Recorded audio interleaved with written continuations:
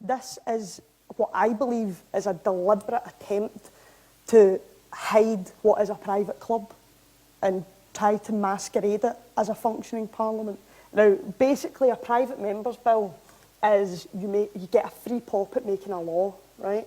It literally works because there is a big book, and it's got numbers 1 to 650. You put your name beside any random number. They put all the names in a hat, and they pick out 6, and those 6 get a chance at making a law, right? The way private members' bills works is business starts first thing in the day, so 9:30, and it has to be done by 2:30. That's the very latest. So that's the slot of time you've got. And if you happen to get through 6 private members' bills, then brilliant. But if you find that you're talking about the one bill for 6 hours, then that's it. That you get through one bill and those other folks' work just totally goes to waste, right? So that's really critical, 2:30. So the tactics you'll have heard, filibustering, where Tory MPs get up and they just talk and talk and talk for ages and ages so that eventually the bill will fall. Another tactic is to make their speech deliberately provocative so that you'll want to interrupt all the time so that it just keeps adding on minutes and minutes and minutes.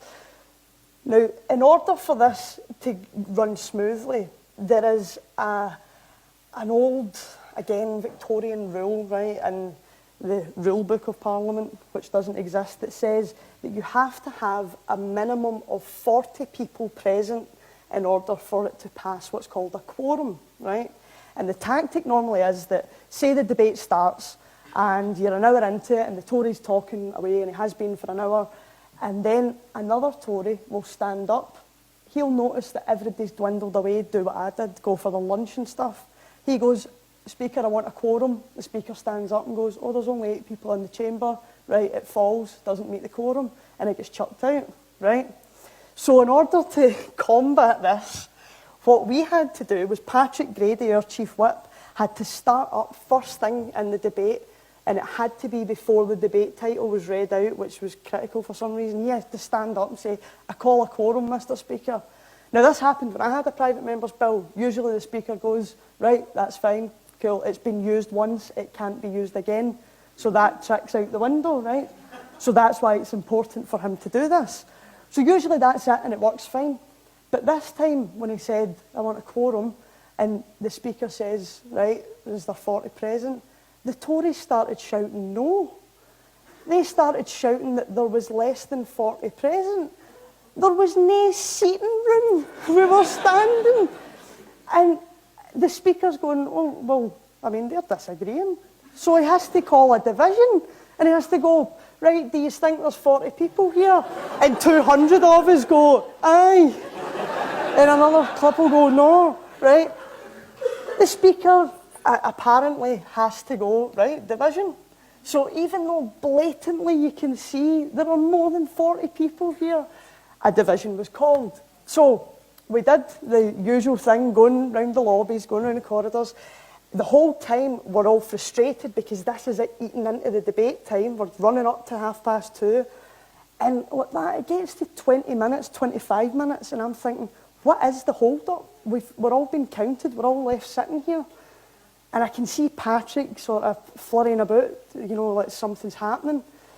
And what it was that in the no lobby, there was a Tory sat down, and Patrick comes in at the end because the doors are locked, and he goes, "Clear the lobbies, everybody out so that we can count the votes." This Tory just went, "Nah."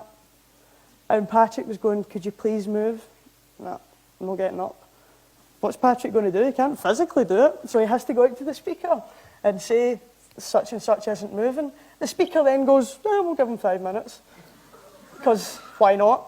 And then, next thing, the Speaker stands up and goes, "Sergeant of Arms, see her? That's a sword, right?" And that's literally what they did. They sent in the person with the sword to chase him out. That's how they clear the lobby. Now, all of this happened. This is half an hour, 35 minutes that we've, eaten up in this place. And that's having a vote to decide whether there's 40 people present so that we can have the debate. We've not even started the debate. And that is the carry-on that has went on. I have done nothing other than walk through that corridor and then sit waiting on the speaker to get the game going, wait for the Sergeant-at-Arms to do her thing. Right? It is absolutely ludicrous that this happens. Then they did it again in order to prevent the next debate coming. I actually missed a flight and had to get a later one because of this ridiculous kind of fanfare. Twice I saw a grown man coming out of a lobby getting chased by someone with a sword, right? Now, you have to laugh at that. I had to laugh at that. I had to text my pals immediately, right? But like that, you need to laugh because otherwise you would just go insane, because the reality is that's what we get paid. If there's 6 votes in one night, we get paid that, and we do nothing but stand and gab in a corridor. Justify that. So when we complain about Parliament, it's not just because we're SNP and we don't like Westminster and it's a childish thing. It's because it is not a functioning Parliament. It is a joke.